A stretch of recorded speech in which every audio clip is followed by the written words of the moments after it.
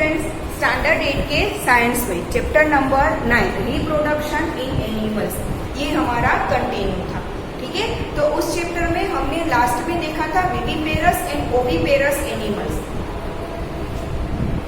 क्या देखा था हमने लास्ट में? Viviparous and oviparous animals. ठीक है, यहाँ तक हमने लास्ट में देख लिया था।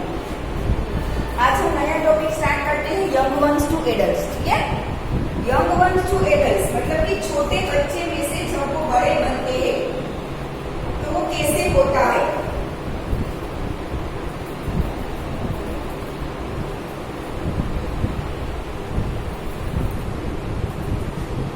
ठीक है, कोई भी एनिमल जब छोटे बच्चे में से बड़ा बनता है तो वो प्रोसेस क्या होती है वो हमें देखना है, पूरी प्रोसेस क्या होती है। ठीक है, तो देखो जैसे कि ह्यूमन के बच्चों को तो आपने देखा होगा ना, छोटे छोटे बेबीज होते हैं। ठीक है, वो बर्थ के वक्त भी सेम होते हैं। ठीक है, मतलब हाँ साइज बड़ी हो जाती है, पहले छोटे होते हैं फिर बड़े हो जाते हैं, पर उसके ऑर्गेन्स में कोई चेंज आता है नहीं। ठीक है, बर्थ होते वक्त भी उसके पास 2 ईयर्स थी, 2 आईज थे, एक हेड होता है, 2 हैंड्स होते हैं, 2 लेग्स होते हैं। ठीक है, और बड़े होते हैं तभी वो ही रहता है। ठीक है, मतलब कि उनमें कोई चेंज नहीं आता। ठीक है, तो ऐसे एनिमल्स की जिसमें जो यंग वंस थे और वैसे सेम वो एडल्ट होने के वक्त भी होते हैं। एक तो ये टाइप के होते हैं। दूसरे होते हैं कि जब उनका बर्थ होता है ना तब वो जैसे एडल्ट के वक्त होते हैं वैसे नहीं होते। बर्थ के वक्त कुछ अलग उनका रूप होगा और जब वो बड़े हो जाते हैं तब वो अलग होगा। जैसे कि बटरफ्लाई का जब बर्थ होता है ना तब वो कैटरपिलर्स होते हैं। कैटरपिलर्स मतलब कि क्या? ईयर, जो ऐसे ऐसे चलती है ना ईयर। ठीक है, कैटरपिलर्स पहले ये वो ईयर होती है, पहले तो लार्वा होता है। लार्वा मतलब कि जेली जैसा मटेरियल। ठीक है, उसमें से वो ईयर बनती है, फिर उसमें से थोड़ा बड़ा ईयर बनता है और उसमें से वो बटरफ्लाई बनता है। ठीक है, तो बटरफ्लाई देखने में कैसा होता है? कोई सोच भी सकता है कि बटरफ्लाई पहले ईयर था, कैटरपिलर था, ऐसा कोई सोच सकता है? नहीं सोच सकता ना। ठीक है, तो बर्थ के वक्त वो कुछ अलग होता है और फिर एडल्ट होने के वक्त वो कुछ अलग दिखता है। दूसरा है फ्रॉग का एग्जाम्पल। तो फ्रॉग का जब बर्थ होता है ना, ठीक है, फ्रॉग का हमने आगे देखा कि उनका बर्थ कैसे होता है। ठीक है, फीमेल फ्रॉग क्या करती है? पानी में एक लेस कर देती है, उसके ऊपर मेल फ्रॉग आके अपना स्पर्म देता है।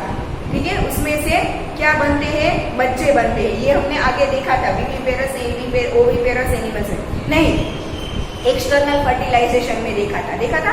तो ऐसे फ्रॉग में क्या होता है? जब उसका जो एग है वो पूरा फर्टिलाइज होते एग में से जब बच्चा बाहर निकलता है ना तब वो फिश जैसा होगा। पीछे पुछड़ी वाला, पीछे टेल वाला वो क्या होता है? फिश जैसा होता है, थोड़ा बड़ा होता है। फिश के हमें पता है फ्रॉग के कितने टेल होते हैं? 4 लेग्स होते हैं ना फ्रॉग के। तो जैसे थोड़ा बड़ा होता जाएगा आगे के 2 पैर बाहर आएंगे, फिर थोड़ा बड़ा होगा पीछे के 2 पैर बाहर आएंगे और पूरा फ्रॉग जैसा शेप ले लेगा। ठीक है, तो जब वो अंडे में से बाहर निकलता है ना तब वो क्या होता है? तब वो फ्रॉग के शेप का नहीं होता, तब वो एक फिश के जैसा होता है, पीछे टेल वाला, जिसे बोलते हैं टेडपोल। क्या बोलते हैं उसे? टेडपोल। तो ऐसे तो बहुत सारे टेडपोल आपने देखे होंगे पानी में, कोई छोटे से लेक में या तो छोटी सी नदी हो वहां पे जाके आपने देखा होगा। तो ऐसे टेडपोल्स बहुत सारे दिखते हैं, पर तब आपको पता नहीं चलता कि ये टेडपोल है और बड़ा होकर फ्रॉग बनेगा। देखने से पता नहीं चलता। वो टेडपोल को आप थोड़े दिनों के लिए संभाल के रखो तो दिखेगा कि उसमें से धीरे धीरे फ्रॉग बन रहा है। ठीक है, पानी में देख के पता नहीं चलेगा कि ये टेडपोल है या छोटी मछली है, कोई फर्क नहीं दिखेगा। पहले तो आपको उसे ऐसा लगेगा कि वो छोटी मछली ही है, आपको पता नहीं चलेगा कि वो टेडपोल है। ठीक है, तो यंग वंस टू एडल्ट्स पहले ये देखिए। ठीक है, young ones to adults, the new individuals which are born or hatched from the eggs continue to grow till they become adults. ठीक है, जब छोटे छोटे बच्चे होते हैं जब तक वो एडल्ट नहीं बनते तब तक उनका क्या होता है? ग्रोथ होता है। जैसे कि आप ले लो, आप पहले कैसे थे? छोटे थे, फिर आपकी हाइट बढ़ती जाती है, आप बड़े हो जाते हो। अभी भी आप 8th स्टैंडर्ड में हो। ठीक है, तो कोई 13 ईयर का होगा, कोई 14 ईयर का होगा। आपकी हाइट अभी थोड़े ईयर तक बढ़ेगी। जब आप 19-20 ईयर्स के होंगे फिर आपकी हाइट बढ़ना बंद हो जाएगा। ठीक है, जैसे कि अब हम हैं तो हमें ले लो, तो आपके मम्मी पापा को ले लो, ठीक है, उनकी हाइट अब नहीं बढ़ी। तो कोई भी ह्यूमन बीइंग जब 19 to 20 ईयर का होता है तब तक उसकी हाइट बढ़ती है, फिर उसमें हाइट में कोई चेंज नहीं होता, ठीक है। तो जब तक वो 19 या 20 ईयर का हो जाता है, जब तक उनकी हाइट बढ़ती है, तब उसे क्या अब उनकी हाइट जब बढ़ना बंद हो जाता है तब उसे बोलते हैं एडल्ट। तब उसे क्या बोलते हैं? एडल्ट बोलते हैं, ठीक है। तो ये जो यंग वंस टू एडल्ट बनने की जो प्रोसेस है, तो अपने ह्यूमन बीइंग्स में देखा होगा कि सिर्फ हाइट बढ़ती है, साइज बढ़ती है, बट उनकी बॉडी शेप में कोई फर्क नहीं आता। जितने ऑर्गेन्स थे उतने ही रहते हैं। फिर आपने हेल्स के बच्चे भी देखे होंगे, कितने छोटे छोटे होते हैं, तो बड़े होने के बाद उनका शेप तो वही रहता है ना, सिर्फ साइज बढ़ती है, बाकी वो होते ऐसे ही है। उनके पास पंख होंगे, दो पैर होंगे, 2 आंखें होगी, आगे चांच होगी ना, ठीक है। तो वो ऐसे ही होते हैं। तो कई ऐसे होते हैं यंग वंस की जो बर्थ के वक्त जैसे थे वैसे ही वो एडल्ट बनने के बाद भी होते हैं, ठीक है। In some animals the young ones में look very different from the adults, ठीक है। कई ऐसे एनिमल्स हैं जिसमें यंग वंस और एडल्ट्स लुक में सेम होते हैं, जैसे कि ह्यूमन बीइंग्स है, काउस है। काउस का जब काफ छोटा बच्चा जन्म लेता है तब वो काउ के जैसा ही होता है, उसके भी 4 पैर ही होते हैं, 2 कान बड़े बड़े होते हैं, ठीक है, सिर्फ उनकी साइज बढ़ती है। पर बहुत सारे ऐसे एनिमल्स हैं कि जिनके यंग वंस मतलब कि उनके बच्चे उनके बर्थ के वक्त जैसे होते हैं वैसे एडल्ट दोनों में सेम नहीं होते, ठीक है, अलग होते हैं। तो recall the life cycle of the silk worm. Silk worm मतलब कि मैंने अभी जो बोला ना कैटरपिलर, सिल्क वॉर्म मतलब कि जो सिल्क का धागा देता है, सिल्क के कपड़े हम जो पहनते हैं ना, उनका धागा देने वाले जो वर्म होते हैं ना, कीड़े, उसे बोलते हैं सिल्क वर्म। तो वो सिल्क वर्म में से वो बटरफ्लाई बनता है, ठीक है। तो सिल्क वर्म का अगर हम ले ले तो पहले उनका एग होता है, एग में से उसका क्या निकलता है? लार्वा और कैटरपिलर। लार्वा और कैटरपिलर दोनों सींग सेम है। कैटरपिलर मतलब कि पहले एग था, उसमें से ईयर जैसा बाहर निकलेगा, जिसे हम कैटरपिलर भी बोल सकते हैं और लार्वा भी बोल सकते हैं, और उसमें से बनेगा फिर प्यूपा। प्यूपा मतलब कि छोटा सा बटरफ्लाई, ठीक है। फिर वो धीरे धीरे वो बटरफ्लाई बड़ा हो जाएगा और एडल्ट बन जाएगा, ठीक है ना। यू स्टडीड इन क्लास 7, ये क्लास 7 में आपने पढ़ा था। Frog is another such example. Frog उसका दूसरा एग्जाम्पल है। उसके लिए आपको यहाँ पे फिगर दी है, ठीक है। पहले देखो यहाँ पे उनके एग्स है, ठीक है। फीमेल फ्रॉग क्या करेगा? एग ले करेगा, उसके ऊपर बैठ के मेल फ्रॉग क्या करेगा? अपना स्पर्म डाल देगा। ये एग के अंदर उनका फर्टिलाइजेशन होगा, जो बच्चा बाहर निकलता है वो अर्ली टेडपोल, ऐसा फिश जैसा होता है। बड़ा होके ऐसा क्या बनेगा? Late tadpole. लेट टेडपोल में देखो आगे छोटे 2 हाथ निकले हैं, 2 पैर छोटे निकले हैं, फिर वो बड़ा होके एडल्ट फ्रॉग बन जाता है। और ये फ्रॉग अब क्या करेगा? फिर से अंडा देगा, अगर वो फीमेल होगा तो, और मेल होगा तो स्पर्म डालेगा। क्लियर? ठीक है। Observe the different stages of frog starting from the egg to the adult stage. We find that there are 3 distinct stages, that is egg, tadpole, tadpole को बोलते हैं लार्वा, जो अर्ली टेडपोल होता है ना उसे बोलते हैं लार्वा, ठीक है। अर्ली टेडपोल, फिर लेट टेडपोल एंड फिर एडल्ट बनता है, ठीक है। Don't the tadpoles look so different from the adult. ये टेडपोल है वो एडल्ट के जैसा दिख रहा है? नहीं, अलग है। देखो पीछे टेल है, हाँ। लेट टेडपोल में सिर्फ आगे के 2 पैर निकले हैं, पर पीछे के 2 पैर तो अभी भी नहीं है। तो देखो लुक में कैसे डिफरेंट है ना, ठीक है। दोनों सेम नहीं दिखते, ठीक है। Can you imagine that this tadpoles would someday become frogs. कभी भी आपने अगर ऐसे टेडपोल को देखा होगा तो आप इमेजिन भी कर सकते हो कि बड़ा होके ये फ्रॉग बनेगा? नहीं, आपको पता नहीं है कि वो टेडपोल है। आपको देखने से तो ऐसा ही लगेगा कि वो छोटी सी फिश है, ठीक है ना। Similarly, the caterpillar or the pupa of silkworm looks very different from the adult moth.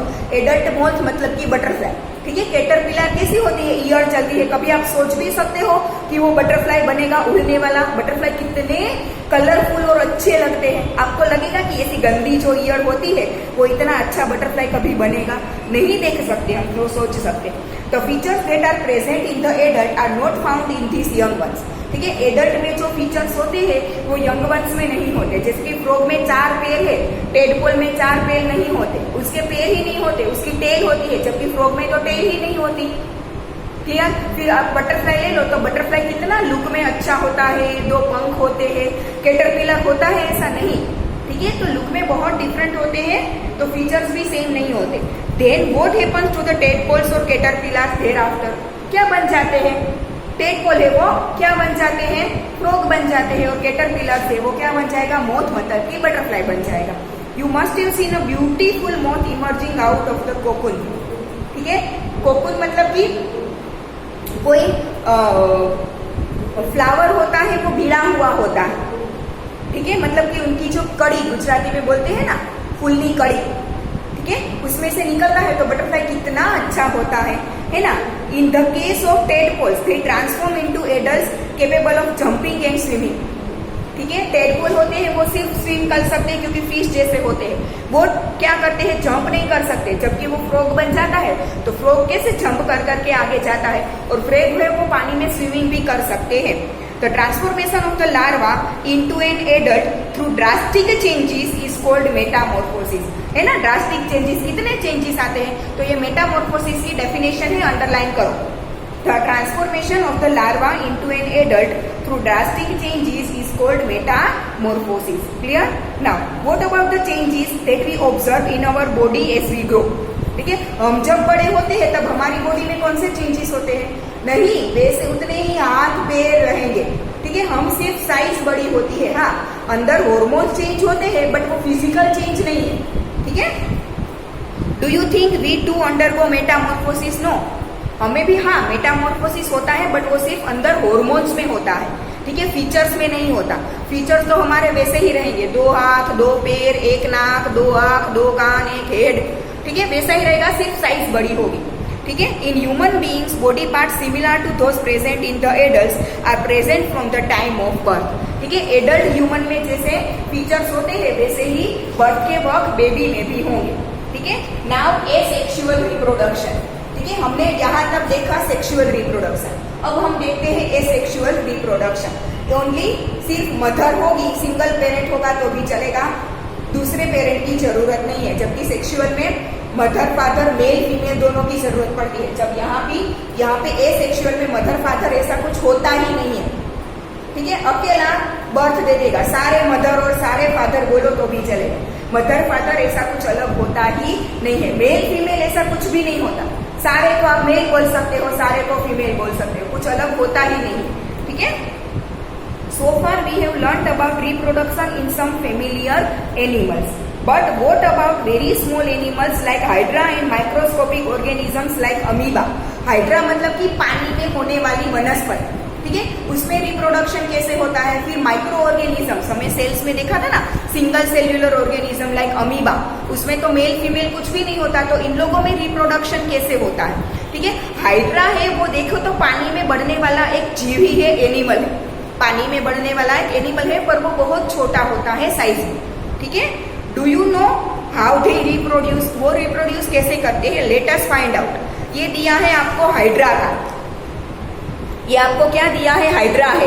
ठीक है, हाइड्रा में देखो क्या होता है, धीरे से एक छोटा पार्ट निकलता है, दिख रहा है यहाँ पे, वो पार्ट धीरे धीरे बड़ा होता जाएगा, बड़ा होके वो बड़े हाइड्रा के जैसा शेप में आ जाएगा, फिर वो यहाँ से अलग हो जाएगा, यहाँ से क्या करेगा? वो टूट जाएगा। तो एक हाइड्रा में से 2 हाइड्रा हो गए, वो फिर से अपना क्या करेगा? नया एक बनाएगा, इसे बोलते हैं बडिंग। क्या बोलते हैं इसे? बडिंग। ठीक है, बड मतलब कि जैसे फ्लावर की कड़ी होती है ना, बड वैसा। ठीक है, कली के जैसा निकलता है तो इसे बोलते हैं बडिंग। ठीक है, तो ये बड बाहर निकलता है, धीरे धीरे बड़ा होता है, बड़े हाइड्रा जैसा शेप आ जाए, फिर वो वहां से अलग हो जाता है, फिर अपने आप में से नया रिप्रोडक्शन करेगा। ठीक है, तो ऐसे बर्ड्स बाहर निकलती है, जैसे फ्लावर में बर्ड्स बाहर निकलती है ना वैसे, तो इसे क्या बोलते हैं? Budding. In each hydra there may be 1 or more bulges।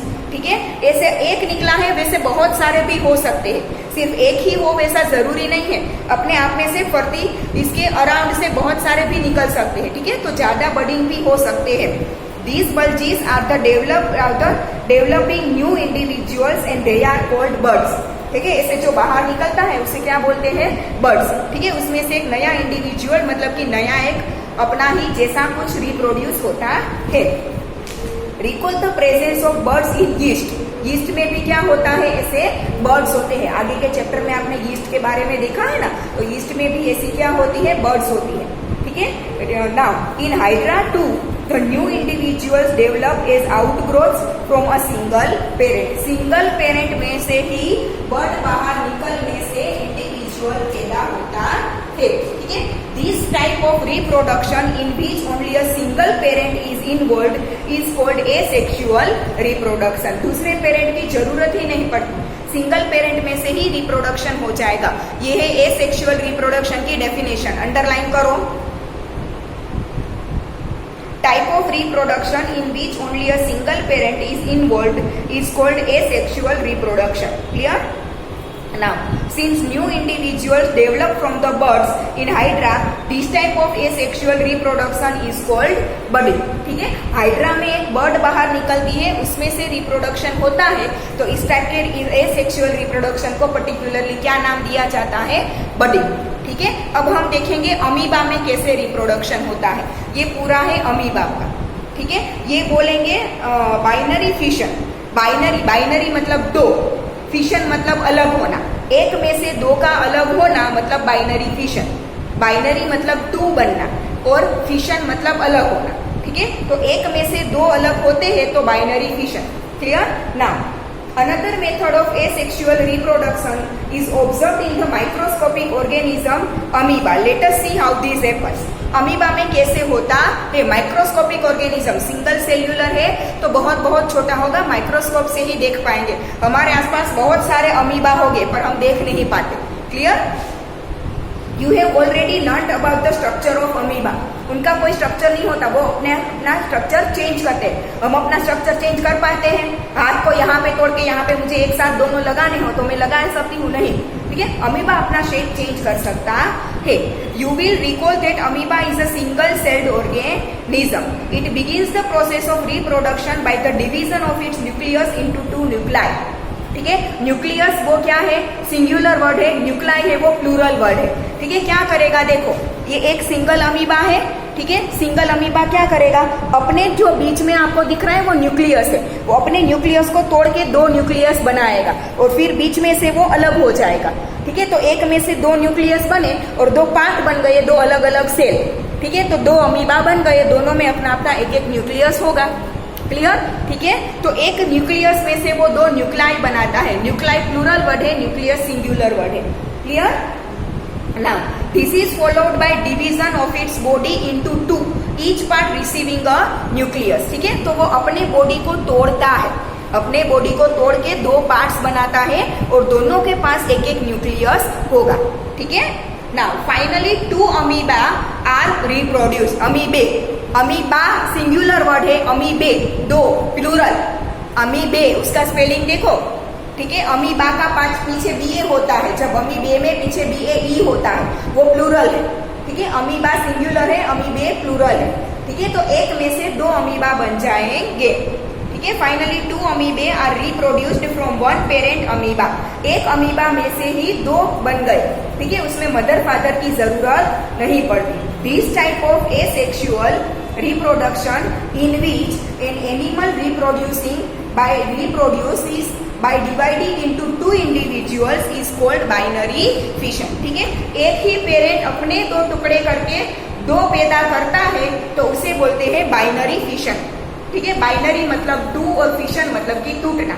ठीक है, सिंगल पोते खुद टूट के दो में कन्वर्ट हो जाता है, उसे क्या बोलते हैं? Binary fission.